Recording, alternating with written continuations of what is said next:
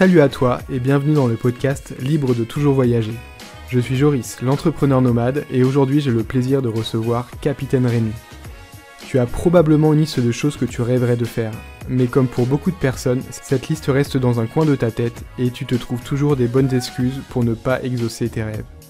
On n'a qu'une seule vie, et Capitaine Rémi ne cesse de nous le répéter. Il faut arrêter de rêver sa vie et commencer maintenant à vivre ses rêves. À travers son personnage, Rémi nous inspire à prendre le contrôle de notre vie en nous montrant l'exemple à suivre. Il a listé ses rêves dans une bucket list et il se charge de les réaliser les uns après les autres. Ça va de traverser l'Atlantique en voilier à faire une tournée avec un groupe de musique, en passant par vivre à la Nouvelle-Orléans et apprendre la trompette. En écoutant ce podcast, tu vas découvrir ce qui motive Rémi à vivre tous ses défis, comment il finance ses voyages, quelle est sa vision de la chance et comment tu peux toi aussi passer à l'action et vivre tes rêves. Bonne écoute. Salut Rémi, Capitaine Rémi, si je dois dire. Merci beaucoup d'avoir accepté de participer à ce podcast.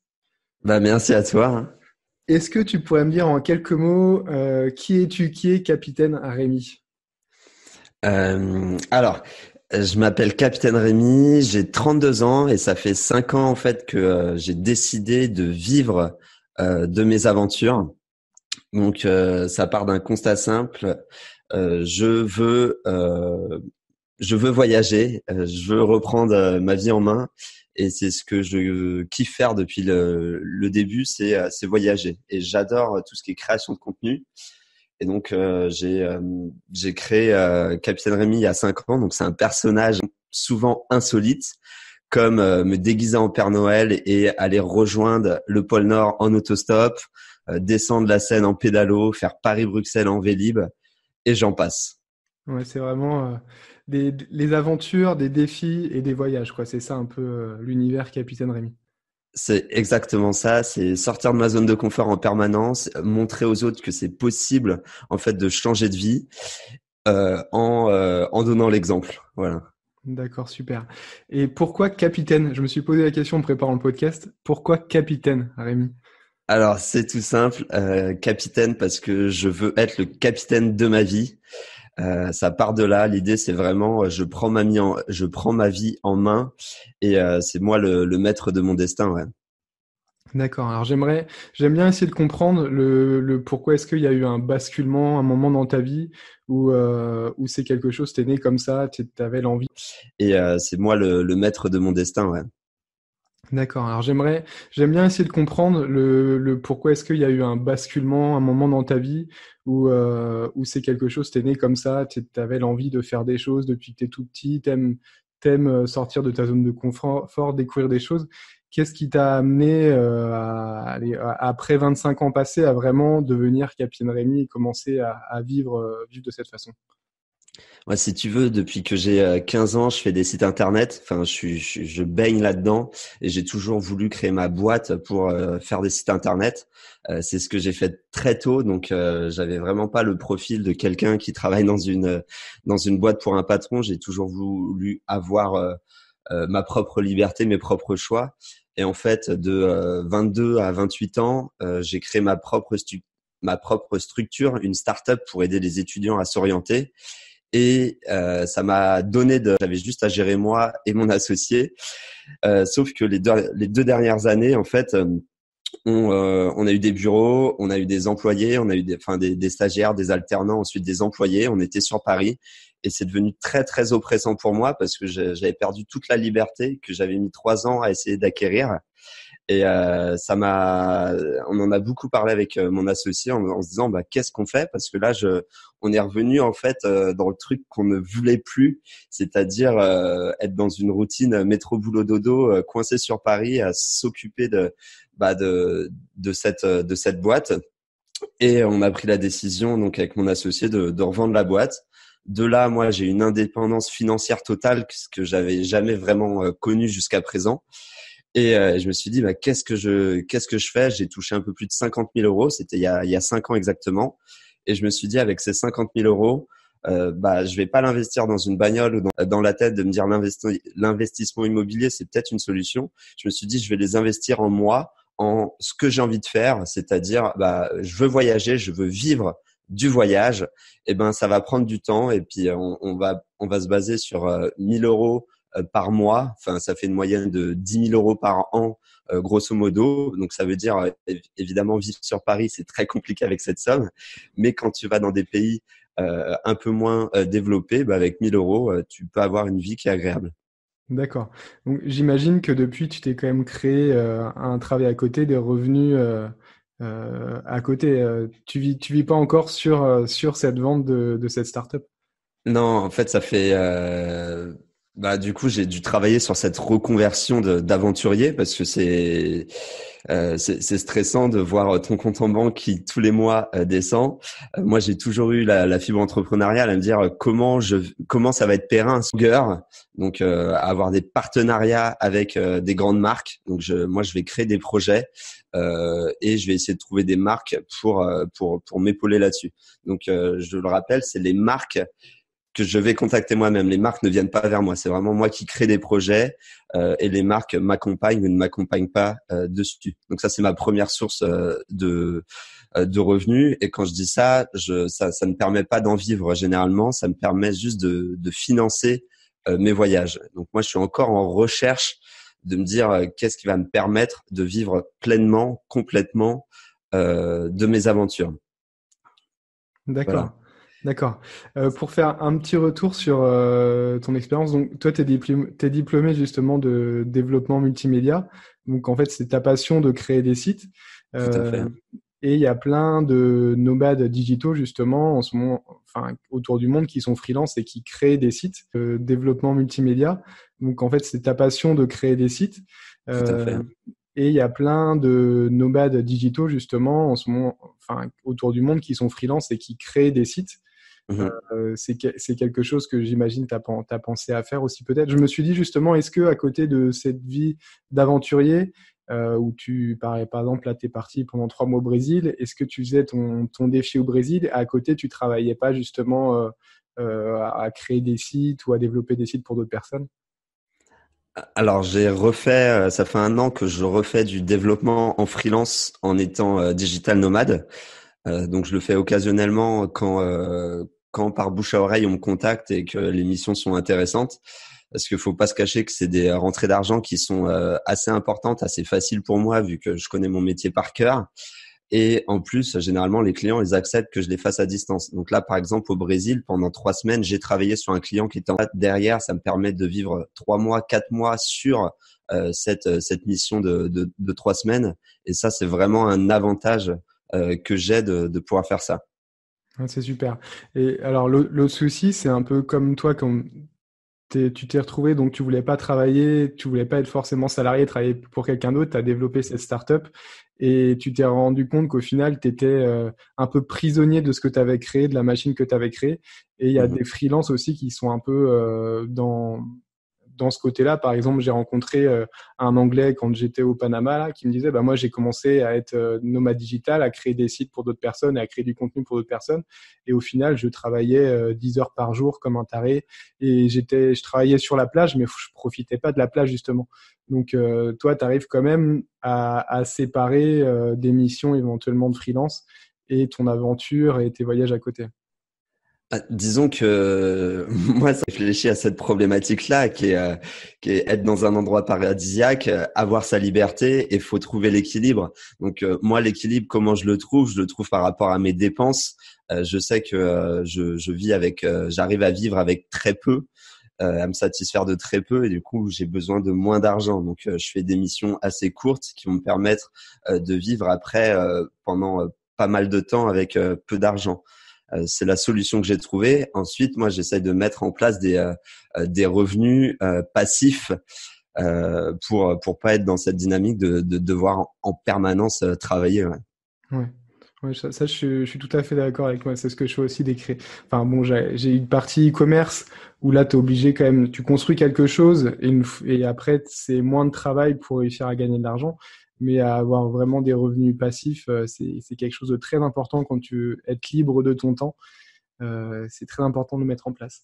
On a mis en place ce qu'on appelle une bucket list, une liste de défis à réaliser. Comment t'es venue cette idée de créer une bucket list? Euh, c'était tout au début. Je me suis dit, il faut que j'écrive sur noir sur blanc quels étaient tous mes rêves. Et mes rêves, ça, il y en a énormément. Je sais même pas parce que je continue à la compléter cette liste dès qu'il y a des nouveaux rêves qui arrivent, mais en me disant, il faut que je me donne les moyens d'y arriver. Et il y a qu'en les écrivant et en me disant, ok, je vais les cocher un par un que je vais pouvoir y arriver. Et je trouve que c'est important. Moi, je les réalise en mode défi parce que c'est ça qui me donne de la motivation. J'annonce à tout le monde, je vais le faire et ça me donne la force aussi d'y arriver. Ouais, ça c'est une très bonne technique que je mets aussi en place pour moi quand j'ai envie de faire des choses. Je l'annonce en fait à mes proches, par exemple quand j'ai dit je vais quitter mon travail, je vais devenir nomade digital ou je vais investir dans l'immobilier. J'en parle d'abord aux autres et c'est la pression des autres qui me j'ai envie de faire des choses. Je l'annonce en fait à mes proches, par exemple quand j'ai dit je vais quitter mon travail, je vais devenir nomade digital ou je vais investir dans l'immobilier. J'en parle d'abord aux autres et c'est la pression des autres qui me fait faire les choses en fait. Parce que sinon, si tu le gardes dans un coin de ta tête, je pense que c'est très difficile mentalement de passer à l'action. Alors que quand tu as quelqu'un, je sais pas, tes amis, tes proches, ta famille qui reviennent et qui te disent bon alors, et on est où ton projet? Ouais. T'es plus motivé pour le faire. Donc, toi, le fait d'avoir un site et d'avoir des milliers de personnes qui te suivent au quotidien, j'imagine que c'est encore une pression plus importante. Moi, ça part sur le principe que je pense que ma parole, elle est unique et j'essaye toujours de respecter ce que je dis, enfin au maximum. Et donc le dire publiquement, moi, ça me ferait très très mal. Ça serait très douloureux pour moi de ne pas valider ce que j'ai dit, parce que je sais que derrière, ça va donner une image négative de moi, de quelqu'un qui ne tient pas sa parole. Ouais. Et Là, déjà qui sont cochés. tu Par sais mieux que exemple, moi. faire Paris-Moscou en autostop. Je crois que c'est comme ça que je t'avais vu la première fois. J'avais pas fait le rapprochement au début quand j'ai commencé à te suivre sur Instagram. Mais, Ouais. après, en regardant tes vidéos sur YouTube, je me suis dit, mais oui, je l'avais déjà vu quelque part. Et en fait, si tu peux nous expliquer un petit peu ce défi. En gros, c'était pour la Coupe du Monde de football en Russie. Donc, ça faisait au moins 6 mois que j'y pensais à y aller en autostop depuis le Stade de France, déguisé en joueur de foot. Et donc, j'ai mis plus de 7 jours pour arriver à Moscou même, ce qui n'est vraiment que dalle, 7 C'est jours. rien. Ouais, c'est vraiment rien. J'ai été très, très vite, mais j'avais pas le choix parce que fallait que j'arrive à temps pour la cérémonie d'ouverture à Moscou.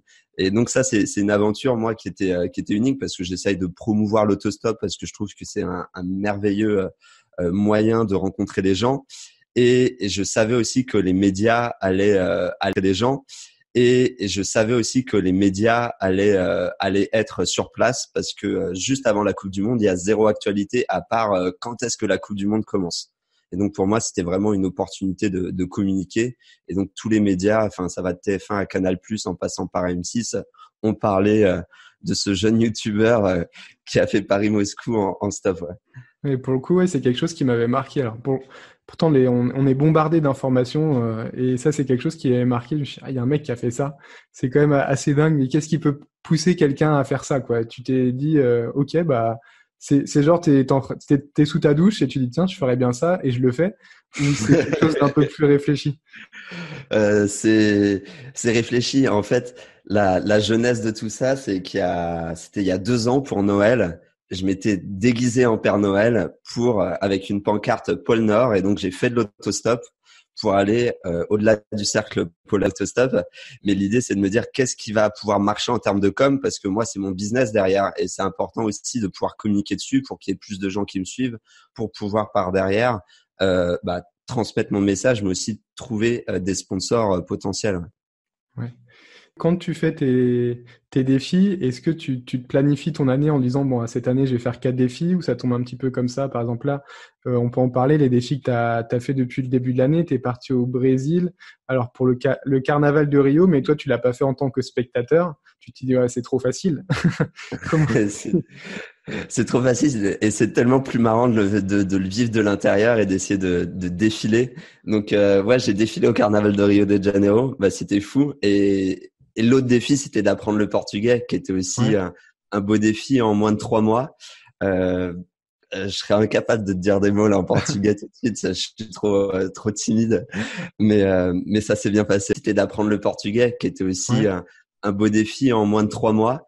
Euh, je serais incapable de te dire des mots là en portugais tout de suite. Je suis trop timide. Mais ça s'est bien passé, ouais. Et Et pour coup, t'arrives à le comprendre maintenant, le portugais.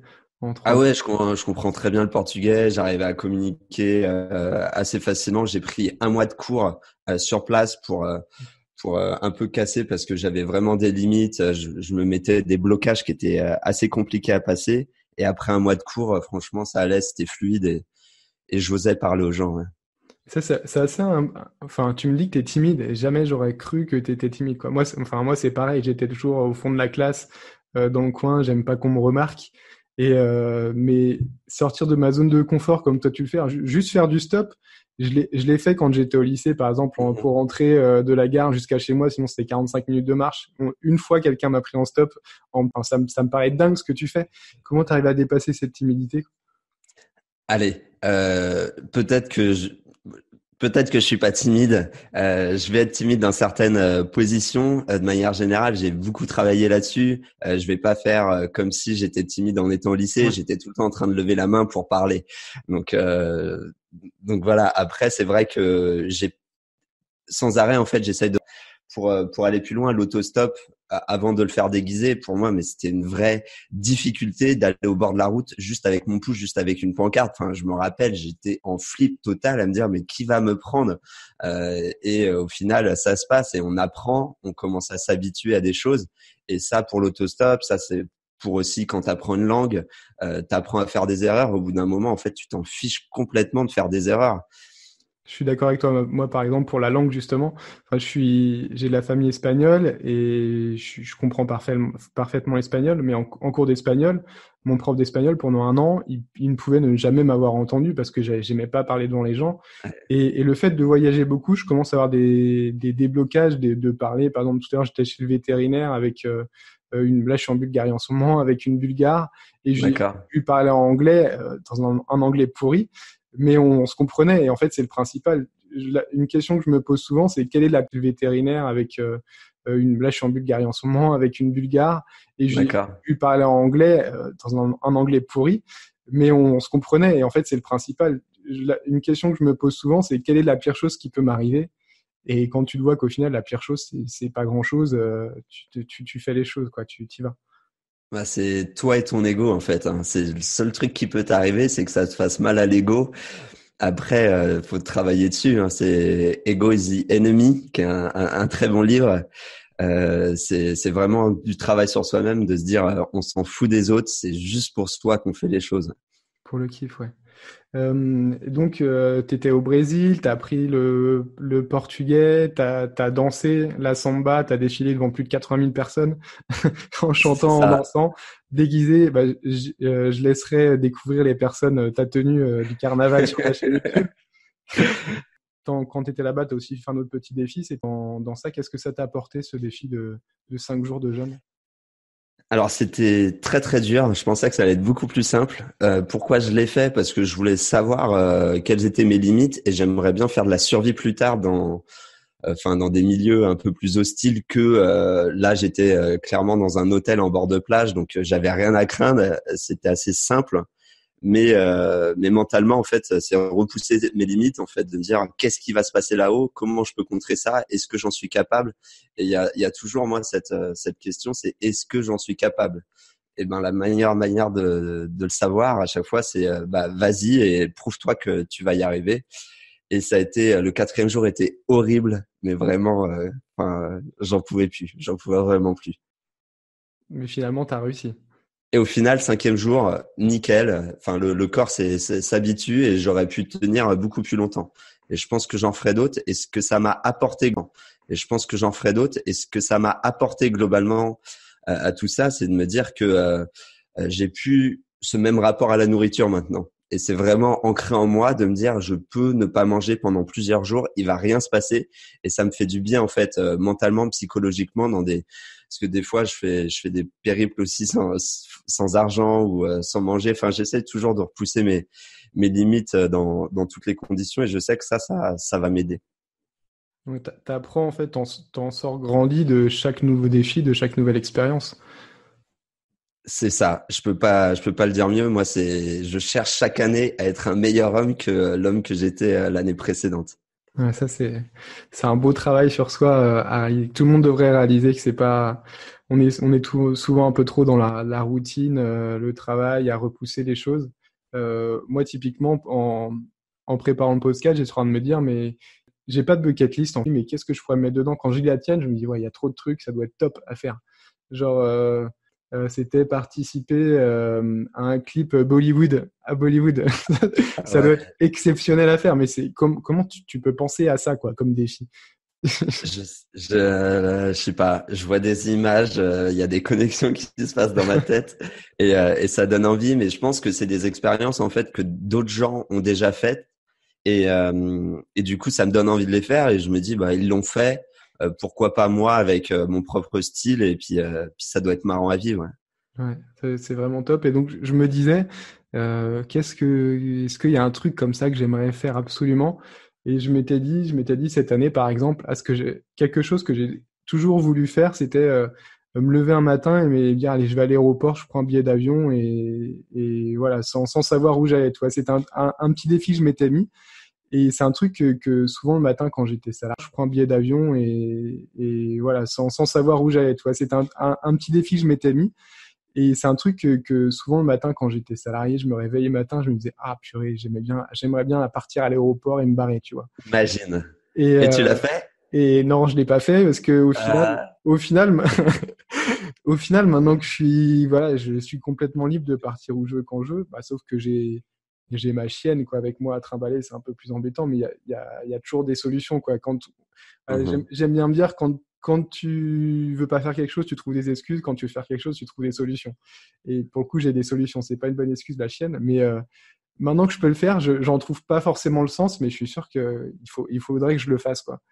Et mon année, elle est déjà assez bien prévue niveau voyage, elle est déjà assez bien calée, mais pourquoi pas l'année prochaine, allez. Je me le mets, je me fais une petite bucket list d'un défi. D'un défi. Ouais. Non mais il faut faire. Écoute le podcast, ça serait bien que vous fassiez une petite bucket list comme ça et de choses à faire absolument sans les repousser non-stop. Ça peut être très intéressant. J'aimerais bien qu'on parle un petit peu de ton dernier défi que tu as fait à Madagascar. Si tu peux nous en parler un petit peu, parce que c'est pas juste un simple défi comme enfin simple. Tu me diras aller danser dans le carnaval de Rio, c'est pas simple, mais c'est quelque chose, j'imagine, d'un peu plus réfléchi que tu as fait cette fois parce que tu as fait une sorte de documentaire autour. Est-ce que tu Ouais. peux nous parler d'un peu de comment est venue l'idée, comment tu l'as préparée, comment ça s'est passé? Je te poserai un peu de questions dessus pour approfondir le sujet. Ouais. En gros, c'est un défi que j'ai réalisé avec un autre ami qui est youtubeur et explorateur qui s'appelle Justin Van Collen. Je lui avais proposé d'aller à Madagascar parce que j'avais gagné 2 billets d'avion pour aller à Madagascar. Donc, en plus de tout ça, j'ai de la chance. Et donc, je lui ai dit, écoute, j'aimerais bien y aller et construire un radeau là-bas qui s'appelle Justin Van Collen. Je lui avais proposé d'aller à Madagascar parce que j'avais gagné 2 billets d'avion pour aller à Madagascar. Donc, en plus de tout ça, j'ai de la chance. Et donc, je lui ai dit, écoute, j'aimerais bien y aller et construire un radeau là-bas en plastique. Et on est juste parti de ça. Et il m'a dit, bah ok. Et puis on fera des vidéos chacun sur nos chaînes respectives. Et au final, on est allé là-bas. Et puis le projet a pris beaucoup plus d'ampleur parce qu'on s'est rendu compte que faire un radeau en plastique, que c'était pas possible. En tout cas, dans les zones reculées, il y a très peu de plastique, que ça n'avait pas forcément de sens. Et on est parti sur une rivière assez excentrée du centre-ville. Enfin, vraiment à 3 jours de taxi brousse si tu veux pour y arriver. Et donc là, on a rencontré des villageois, on a dû rencontrer le maire du village qui nous a donné l'autorisation pour construire un radeau en bananier. Et ensuite, on a descendu un fleuve pendant 3 jours pour arriver jusqu'à un fleuve.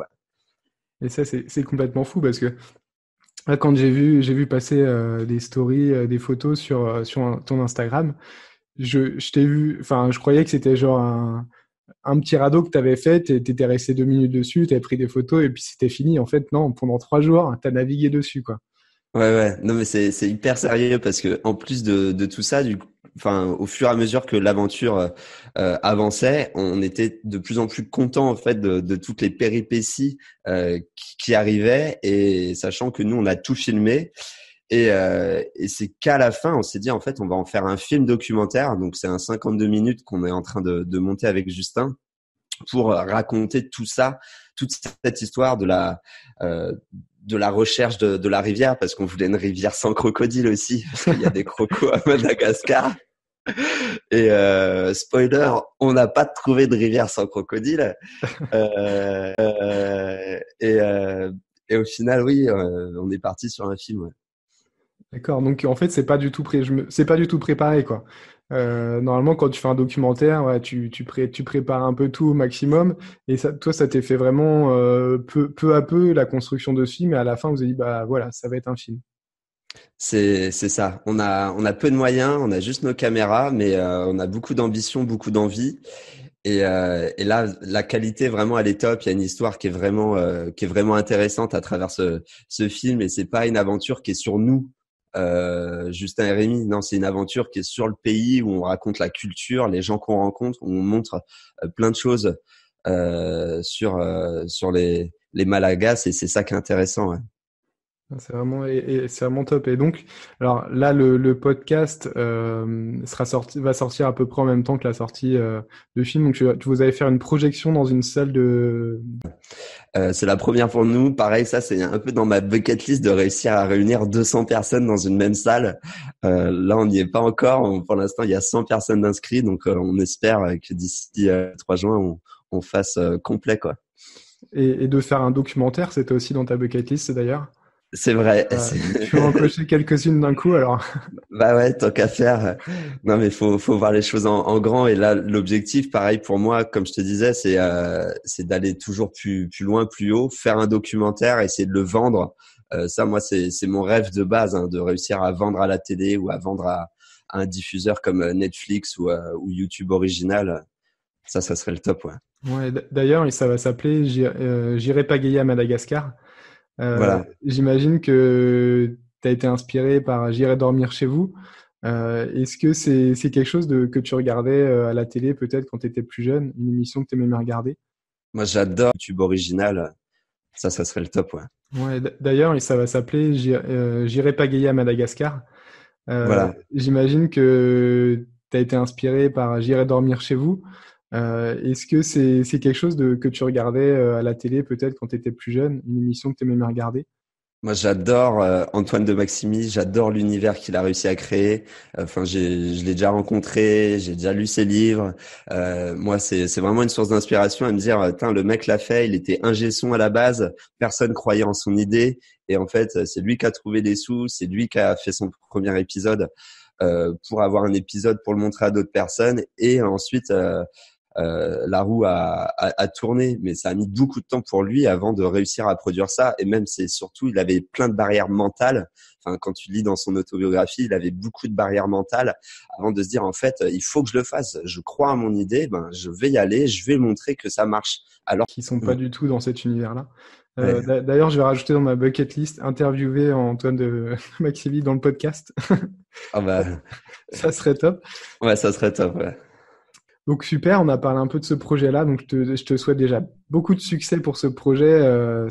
Enfin moi je suis sûr que ça va cartonner, c'est vraiment un truc original et super. À mon avis, ça va en plus être vraiment bienveillant pour la communauté malgache et aussi pour les gens qui veulent sortir de leur zone de confort et faire des choses et se rendre compte qu'on peut faire des choses quand on veut.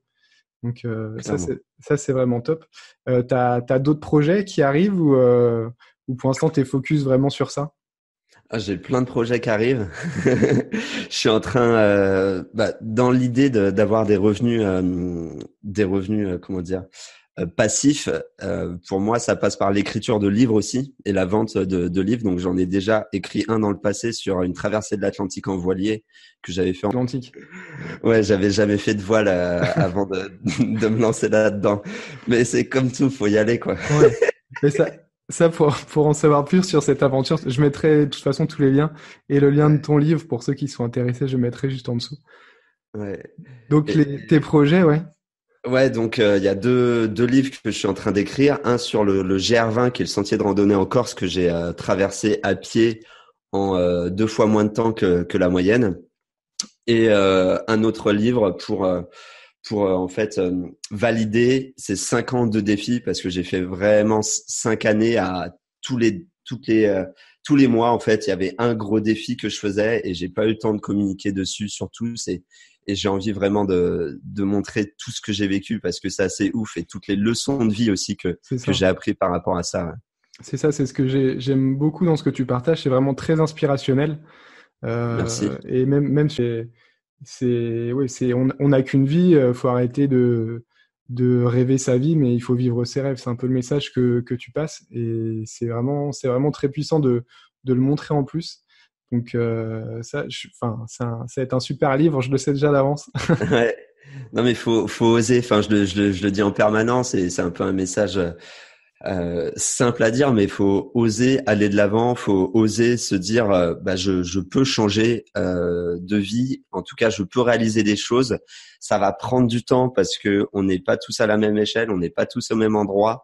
On va dire, je suis conscient que j'ai de la chance parce que je suis qui je suis, et je suis déjà à un stade avancé, on va dire, dans ma vie. Je suis issu d'une famille, on va dire, je suis blanc, je suis hétéro, je suis un homme, on va dire.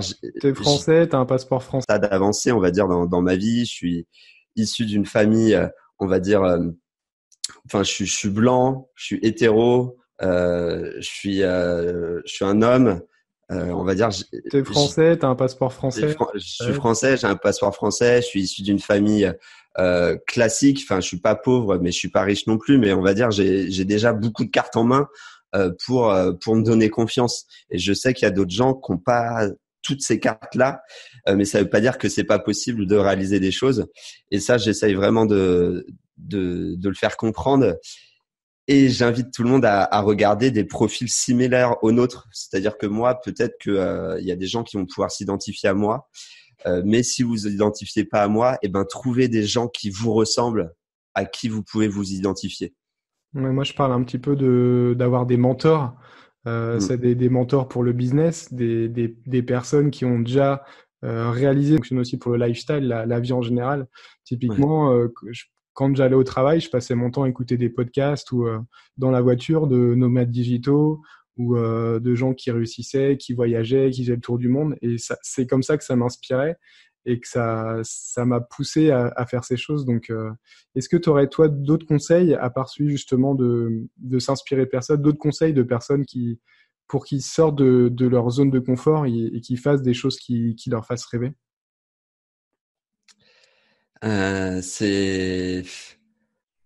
Non, mais il y a tellement de choses à dire en fait sur le sujet. Faut y aller. C'est vachement simple de dire faut y aller. Moi, je dirais, c'est le premier truc, c'est de se dire ok, je vais y aller.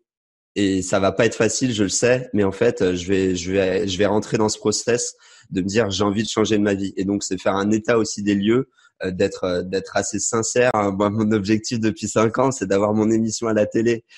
Il y a 5 ans, je me suis pris des bâches parce que je suis allé voir des chaînes télé, des boîtes de prod, et m'ont dit mais t'es qui? T'es personne, t'as jamais fait de vidéo, t'as voyagé très peu, on te connaît pas, ton concept, il est pas terrible. Qui tu es? Et je me suis dit effectivement, vous avez raison. Je vais m'acheter une caméra, je vais apprendre à monter, je vais apprendre à filmer, je vais apprendre à écrire, je vais apprendre à parler à une caméra. Je prends des cours de théâtre à côté pour en fait être légitime et devenir en fait la personne que j'ai envie d'être. Et ça fait 4 ans et demi que je suis en train de faire ça. Et j'espère que à l'âge 5 ans, à 6 ans, 7 ans, je sais que je vais y arriver parce que je vais rien lâcher de toute façon. Ah, même moins, parce que là, pour le coup, tu es déjà vraiment légitime. T'as déjà une communauté, t'as déjà une sacrée bucket list d'objectifs qui sont rayés. Donc là,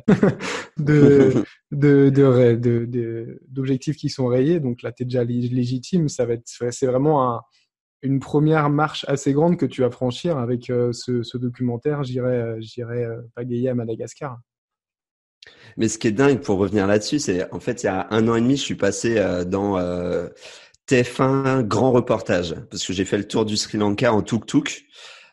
C'était donc il y a 2 ans, et donc il y avait une équipe de TF1 qui m'a suivi. Donc c'était un réalisateur caméraman qui m'a suivi pendant 3 semaines. Et quand j'ai vu le résultat, bah, j'étais très très content du résultat, mais je me suis dit putain, c'est ça faire un reportage en fait. C'est vraiment filmer ce que je faisais habituellement, parce que le gars sur place, Robert, je l'aidais aussi à filmer, je lui donnais mes plans drone, je filmais, c'est moi qui parlais, enfin c'était vraiment moi l'acteur. On discutait même des séquences qu'on allait pouvoir filmer. Ah bah tiens, je vais rencontrer enfin, c'était vraiment moi l'acteur. On discutait même des séquences qu'on allait pouvoir filmer. Ah bah tiens, je vais rencontrer un, euh, une cueilleuse de thé. Bah, on peut filmer cette rencontre, etc. Et je me suis dit, bah en fait, c'est à ma portée de le faire. C'est vraiment à ma portée, et c'est pour ça que c'est important de rencontrer des gens, de un peu descendre, de se rendre compte que c'est possible. Ouais. Alors, tous tes défis, ils sont tournés un petit peu autour du voyage aussi, alors que tu pourrais faire des défis qu'en France. Qu'est-ce que ça t'apporte le voyage et pourquoi tu aimes autant voyager? Voyager, c'est la vie, j'ai envie de te dire. C'est la rencontre de l'autre. Pour moi, en tout cas, hein, si je vais voyager, c'est pour m'ouvrir l'esprit, m'ouvrir au monde, découvrir des nouvelles façons de penser. Alors attends, je vais éternuer. Pardon. Euh, non, voyager, mais il y a tout le monde. Enfin, je ne connais. Ouais, c'est logique pour moi. Voyager, c'est la découverte de l'autre. Enfin, en tout cas, moi, je le vois comme ça, et ça m'intéresse pas d'aller quelque part et de parler à personne, de découvrir personne.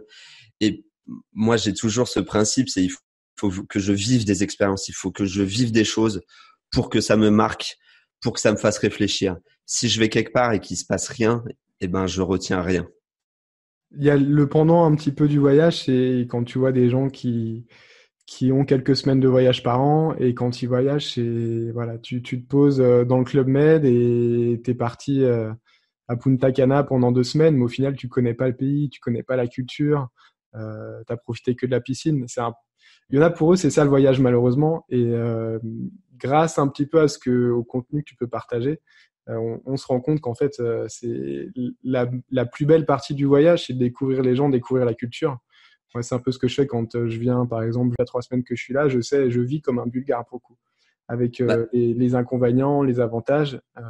C'est aussi un peu comme ça que je vois le voyage, c'est vraiment comme toi, rencontrer des gens, découvrir une culture.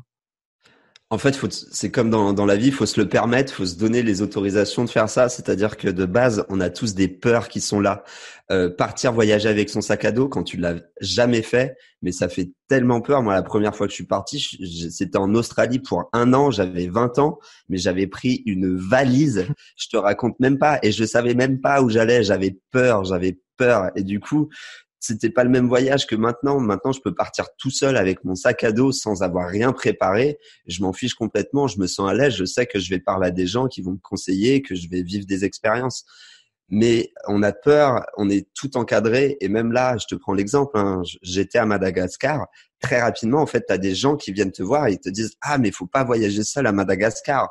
Venez, peur, on est tout encadré. » Et même là, je te prends l'exemple, hein, j'étais à Madagascar. Très rapidement, en fait, tu as des gens qui viennent te voir et ils te disent « Ah, mais il faut pas voyager seul à Madagascar.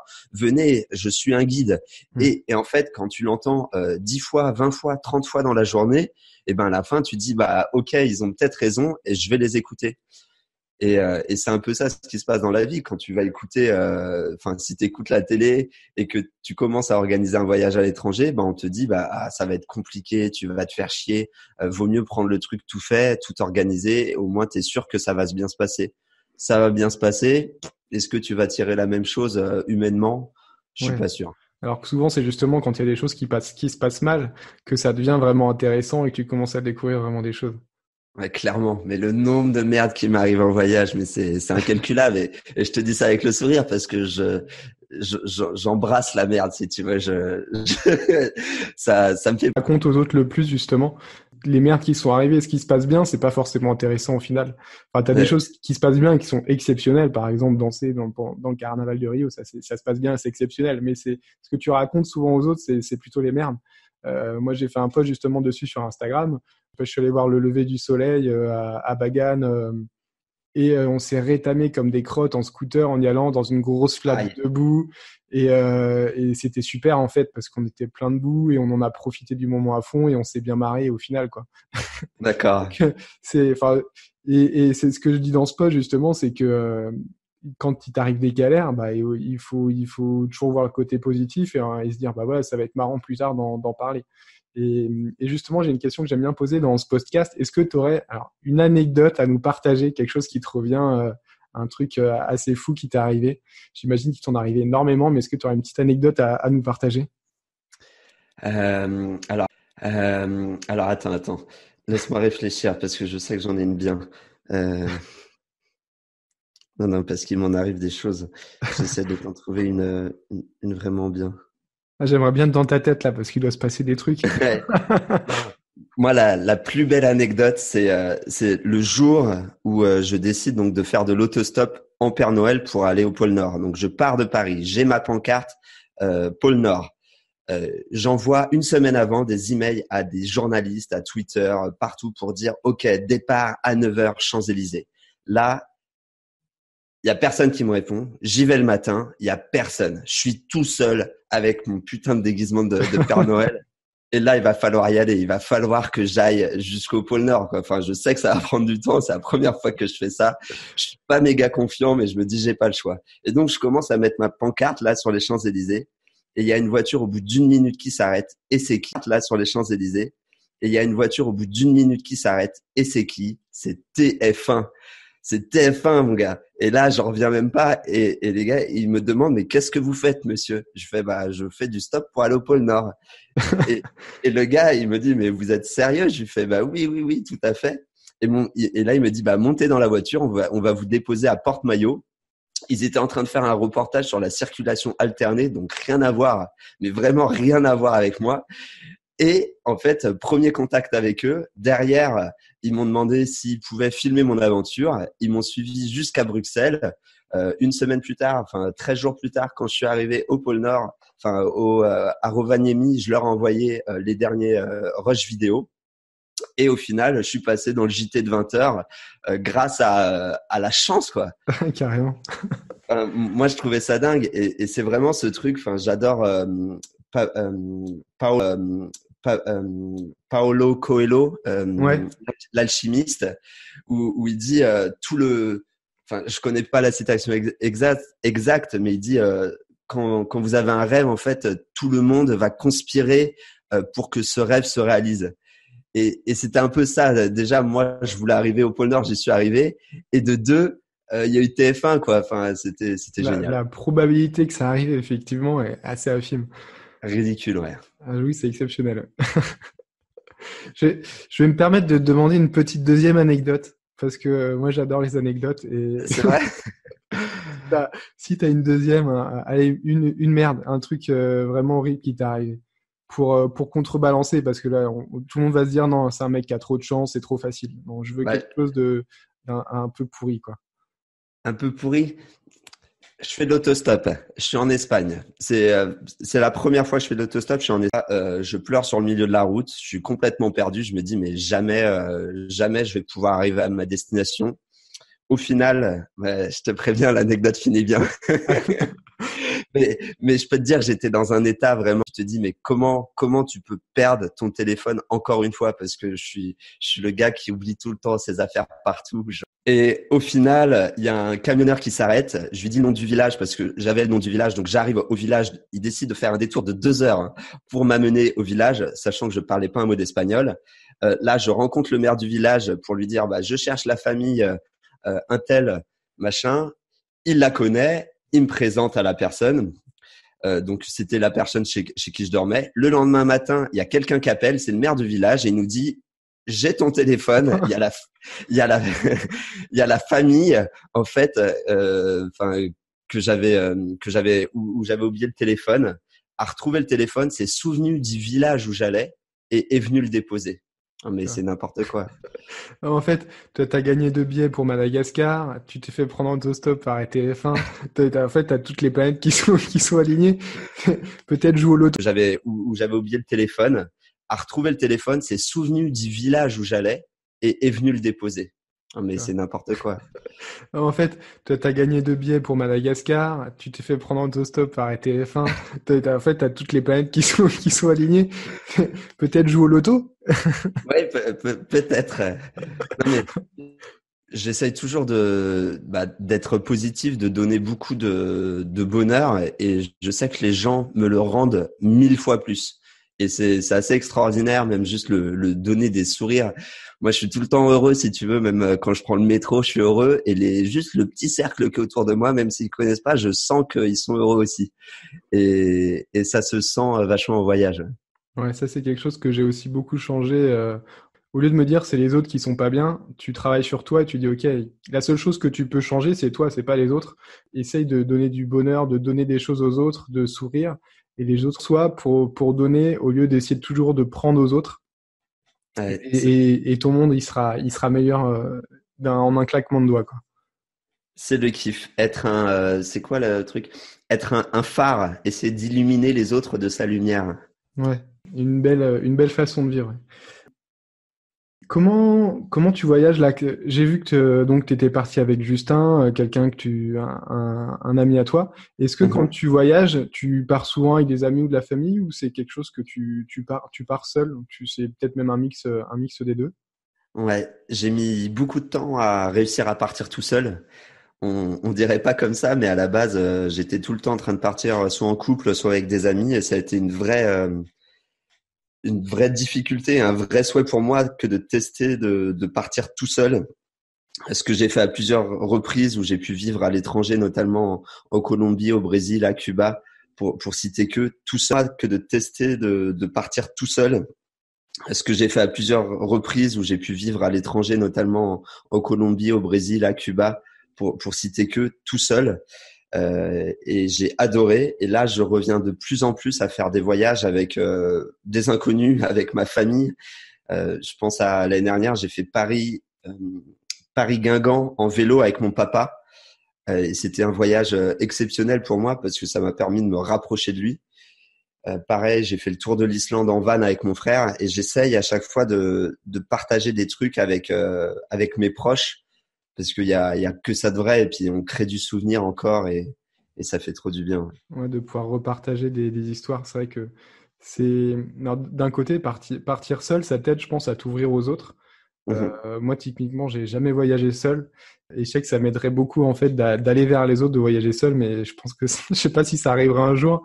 Et pour revenir, imagine, Oui, dans ta c'est startup, comment ça se fait que deux cousins comme ça aient des vies, alors, aussi proches l'un de l'autre, on va dire, mais aussi différents de la majorité de la population? Est-ce que c'est quelque chose que vous partagez beaucoup ensemble? Vous êtes assez proches ou pas trop? moi c'est mon meilleur ami depuis tout petit. On est nés la même année. On a toujours traîné ensemble et fait les choses ensemble. On a été en coloc ensemble aussi sur Paris, donc on a toujours partagé un peu la même vision du monde et à lire les mêmes choses, à se transmettre du savoir entre nous. Et il y a cette recherche avec Mickaël euh, de se sentir bien et d'être bien dans notre monde et de se dire qu'est-ce qu'on veut faire. Je serais, je pense pas que ce soit le fait qu'on soit cousins, mais ce soit le fait qu'on partage tout ça qui nous permettent d'avoir cette vision positive du monde, vision positive du monde. Ouais. Alors pour ceux qui connaissent pas, c'est Michael Pinaton. Je sais pas si je dis bien son nom de famille, c'est ça? Oui, c'est ça, ouais. Ouais, qui est aussi nomade digital. En ce moment, je suis aussi sur Instagram. Il est au Mexique. D'ailleurs, je crois qu'il a dû partir pour Cuba quelques jours. Ouais, c'est ça. Et voilà, c'est aussi un grand voyageur qui a fait Il a fait Paris-Téhéran en Paris. vélo l'année dernière pendant Ouais, 6 mois. voilà. Donc oui, c'est peut-être pas alors c'est peut-être pas dans vos gènes, mais c'est le fait que vous ayez grandi un peu de la même façon en essayant de vivre vos rêves tout simplement quoi. En fait, il y a un bouquin qui a été un peu fédérateur entre Michael et moi. C'est le bouquin de Tim Ferriss, La semaine de 4 heures, qu'on a lu quand il venait de sortir, donc il y a plus de 12 ans, il me semble. Et ce livre, qu'est-ce qu'il dit, Tim? Il dit en fait, essaye de mettre en place des choses dans ta vie pour avoir des revenus passifs, pour avoir des revenus passifs et te permettre de travailler que 4 heures par semaine pour ensuite faire ce que tu veux de ton temps libre. Et ça a vraiment été la base avec Michael de se dire ok, ben on va essayer de mettre ça en place, on va essayer de créer un business pour avoir ces 4 heures par semaine. La réalité, c'est que ça met beaucoup de temps avant d'avoir ce temps libre et il faut énormément travailler pour arriver à ça. C'est ça, c'est au début, tu mets le charbon pour faire démarrer la locomotive. Après, tu as une sorte d'inertie qui fait que ça fonctionne, mais c'est beaucoup de travail au début. C'est un peu Tim Ferriss, c'est aussi un livre que j'ai lu, que je recommande beaucoup, où il parle en fait de créer une licorne. C'est un peu la start-up. Alors, est-ce que ce livre, c'est quelque chose que vous avez lu avant de créer la start-up ou c'est un livre que vous avez écrit après?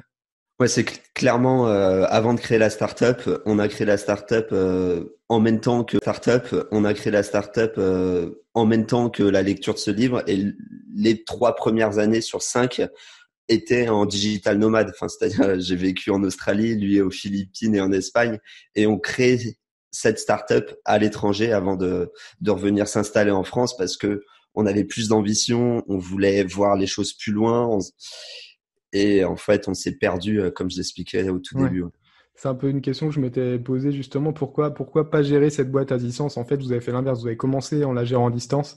Et au bout d'un moment, pour faire grossir vraiment quelque chose, t'es obligé d'avoir des bureaux, des salariés. Tous tes clients sont sur Paris.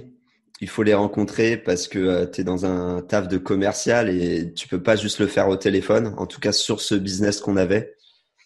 Et ça n'avait pas de sens. En tout cas, en voulant avoir une vision de on veut être millionnaire, eh ben viens. Pas créer quelque chose qui peut vraiment se gérer au maximum tout seul ou mettre éventuellement quelqu'un. J'imagine que vous avez pensé quelqu'un qui va faire la gestion et vous un peu chapeauter en vivant votre vie à côté. En fait, c'est ce qu'on a fait. Hein. Clairement, c'est ce qu'on a fait. On a toujours automatisé un maximum en essayant de déléguer un maximum. C'est juste que au bout de 5 ans, en fait, le projet ne nous intéressait plus autant. On n'était plus du tout dans le monde étudiant parce qu'on aidait les étudiants à s'orienter et on se sentait déconnecté. Et au bout de notre projet, nous, on déléguait déjà énormément. En fait, on a toujours eu cette philosophie-là de déléguer un maximum. C'est juste qu'au bout d'un moment, on était arrivé au bout du projet. On n'était plus étudiant. On n'avait plus envie, en fait, de travailler sur ce projet. On avait besoin de tourner le chapitre. Et c'est pour ça aussi qu'on a essayé de revendre. Si il n'y avait pas eu d'acheteurs, on serait parti en mode 100%. On délègue à 100 travailler sur ce projet. On avait besoin de tourner le chapitre. Et c'est pour ça aussi qu'on a essayé de revendre. Si il n'y avait pas eu d'acheteurs, on serait parti en mode 100%. On délègue à 100% et on s'occupe le moins possible de ça. C'est une grosse charge mentale en fait d'avoir un business à côté qui tourne où il suffit qu'il y ait j'en sais rien, un bug sur ton site. Il suffit qu'il y ait faut aller vérifier les clients, faut les rappeler. Enfin, il y a beaucoup de choses à faire et mentalement en fait ça t'occupe. J'ai voyagé pendant 6 mois. Notamment en prenant le transsibérien en Russie. Et en fait, j'étais stressé en permanence à me dire, putain, ça se trouve, mon business, il est en train le site internet à planter. Quand tu gagnes 200 € par jour avec ton site internet, s'il plante une journée, t'es mort. T'es vraiment mort. Et c'était un stress permanent et je pouvais plus, pour l'avoir testé, de voyager avec ce stress, c'était pas agréable et j'étais pas vraiment dans le voyage, j'étais plus dans mon business sur internet. Ouais, je vois tout à fait ce que tu veux dire, parce que c'est un peu une transformation que j'ai eue, on va dire, en fin d'année dernière, début d'année, où moi, en e-commerce, je faisais beaucoup de publicité. Et en fait, la publicité, tu es toujours à checker, à regarder les résultats, à analyser, à regarder est-ce que les pubs sont bien parties, quels sont les résultats, est-ce qu'il y a des commentaires notamment sur la publicité Facebook, tu dois regarder, checker les commentaires, est-ce que tu n'as pas un concurrent qui est venu mettre des mauvais commentaires. Enfin, c'est quelque chose qui est... Alors, tu peux gagner de l'argent rapidement si tu maîtrises bien avec la publicité Facebook, mais derrière, c'est énormément de travail, beaucoup de charge mentale. Donc, au final, c'était un peu de restructurer différemment en passant par d'autres plateformes, par exemple en mettant en place une boutique sur Amazon, où là, les clients, ils sont déjà sur Amazon. C'est un autre travail que tu as à mettre en place en faisant du référencement organique, en repensant un peu tout le e-commerce justement pour que ça soit beaucoup plus passif. Et le souci de charge mentale, quand tu es entrepreneur, en général, c'est quelque chose qui qui est assez difficile en fait. T'as l'impression que t'es libre parce que tu peux aller où tu veux quand tu veux, mais au final, que ça soit le dimanche à 16h ou le lundi à 8h, faut que tu sois opérationnel, quoi. Et c'est pour ça que je suis content de m'être converti en mode aventurier, parce que là, je fais 100% ce que j'aime. C'est quand je vais faire de la publicité, je sais que c'est pour moi, c'est pour mon business, c'est pour faire d'autres voyages. Et c'est là où je suis parfaitement aligné avec ce que je suis, et c'est d'autant plus kiffant. Ouais. C'est très important aussi. Alors pour finir, j'ai une petite question que j'aime bien poser à tous ceux qui passent dans le podcast. Est-ce que tu peux t'imaginer dans 50 ans, qu'est-ce qui te ferait dire, OK, j'ai réussi ma vie? Dans 50 ans, je serai toujours en vie et en très bonne santé. Et je pense que j'aurais écrit un nombre de bouquins incalculable et vécu vraiment beaucoup d'aventures. Et j'espère que j'aurai aussi une famille à cet âge-là. Ouais. Ouais. D'ailleurs, c'est dans ta bucket list, vivre au moins jusqu'à 100 ans. Donc, Ouais. tu mets entre parenthèses en cours. Et je vais le faire. C'est noté. Ça se passera. Et le fait d'avoir une famille, justement, alors c'est quelque chose qu'on a un peu dans le monde des entrepreneurs enfin, je le vois avec pas mal de personnes qui se sont lancées assez tôt et qui ont un peu du mal à avoir des relations avec des filles ou de créer une famille en tant qu'entrepreneur parce que toi, tu es dans ton business, c'est ton bébé et que tu peux avoir une femme qui est salariée qui comprend pas pourquoi tu bosses le soir, pourquoi tu bosses le week-end. Et aussi, quand tu voyages beaucoup, comme toi, d'avoir quelqu'un qui te suit dans tes aventures. Est-ce que c'est une problématique que tu as de fonder éventuellement une famille? Est-ce que tu as quelqu'un qui te supporte? Avec Victoria, et m'a toujours supporté, mais à 1000% dans tous mes choix. Ça a été limite, je dirais, mon associé en fait. Elle était derrière, toujours à m'épauler, à me conseiller, à et c'était très agréable. Enfin, ouais, j'ai un peu du mal à expliquer, mais moi là, il y a toujours une compréhension en face. Ouais. C'est très très important en fait. Moi c'est pareil, je suis avec ma femme, je travaille avec ma femme sur les projets et c'était justement un projet qu'on avait en commun de monter quelque chose et de voyager ensemble en fait. Et c'est très important d'avoir quelqu'un qui te soutienne, qui ait la même mentalité que toi et pas quelqu'un qui te retienne quoi. Même si c'est, j'imagine, dans la famille, dans les proches, si tu as quelqu'un qui te supporte pas, faut peut-être pas le mettre complètement de côté, mais voilà, tu parles pas forcément de tes projets ou enfin, moi c'est ressenti quand enfin j'imagine dans ceux qui écoutent le podcast, il y en a peut-être qui veulent devenir nomades digitaux ou entrepreneurs ou quoi que ce soit dans tes projets en commun, enfin dans tes projets de ta vie en général, si tu as quelqu'un qui essaie de retenir, faut arrêter de lui parler de tes projets quoi. Moi clairement dans mes amis, alors au début il y en a plein qui c'était peut-être parce qu'ils avaient peur pour moi, mais qui me disaient non, mais c'est complètement taré, tu peux pas gagner ta vie en ligne, c'est impossible. Et je leur ai dit bon, bah ok, bah, je vais le faire pour vous prouver, mais en attendant, je leur en parle pas parce que je sais qu'ils allaient me tirer vers le fond plus que me porter vers le haut, quoi. Ouais. Moi, que ce soit pour Victoria ou pour mes parents, il y a quand même ce truc qui est de leur prouver que ça marche. C'est-à-dire que ils vont peut-être t'épauler et tout, mais tant que en fait tu leur as pas prouvé que ça marche, ils sont pas, ils sont plus dans la peur que toi et ils vont te la transmettre. Et je sais que surtout pour mes parents, c'est vraiment plus dans la peur que toi et ils vont te la transmettre. Et je sais que surtout pour mes parents, c'est vraiment en permanence de leur dire, regardez, je sais c'est quoi ma ligne conductrice, ça va marcher, je vais vers là, rassurez-vous, parce que c'est pas du tout un schéma classique et ils ne comprennent pas. Pour eux, c'est avoir un boulot quoi pendant 40 ans qui les rassurait pour moi. Mais c'est pas ce que j'ai envie de faire et du coup, c'est réussir à leur expliquer et à leur montrer que c'est vraiment concret ce que je fais.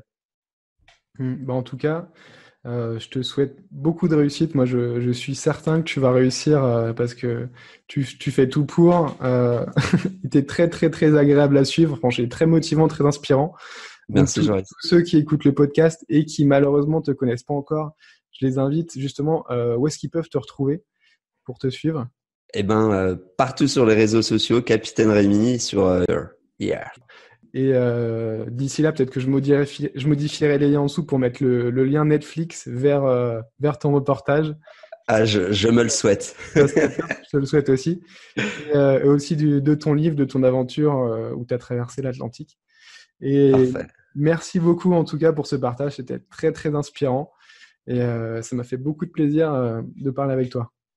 Bah, c'est pareil, tout pareil. À très bientôt. À bientôt, ciao. Salut. Un grand merci d'avoir écouté ce podcast jusqu'au bout.